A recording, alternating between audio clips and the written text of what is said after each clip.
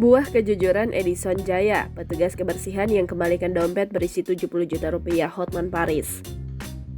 Edison Jaya, seorang petugas kebersihan di Summarecon Mall, Kelapa Gading, Jakarta Utara, memiliki kisah inspiratif yang patut dicontoh.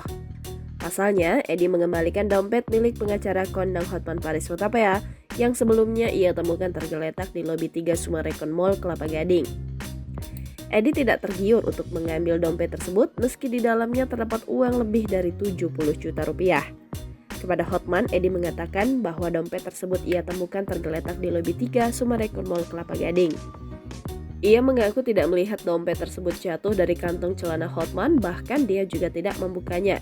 Tetapi, Edi yakin dompet tersebut milik Hotman karena hanya pengacara tersebut yang memasuki lobi 3 Summarecon Mall Kelapa Gading sejak 15 menit terakhir.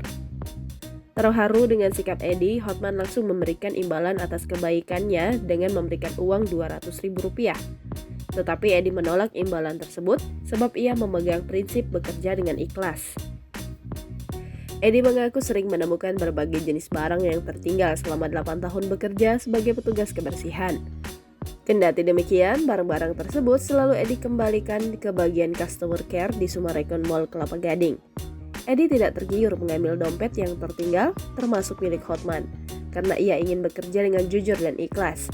Saat ditanya alasannya menangis, Edi mengaku hanya terharu akan nilai-nilai yang diajarkan orang tua kepada dirinya, sehingga bisa diterapkan dalam kehidupan sehari-hari.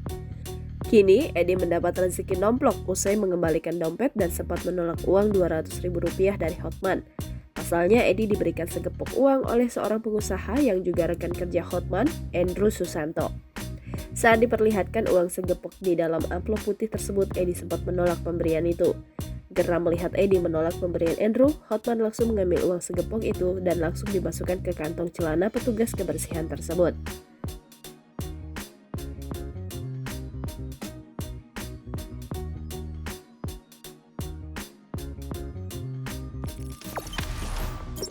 Jangan lupa subscribe, share, komen, dan like ya.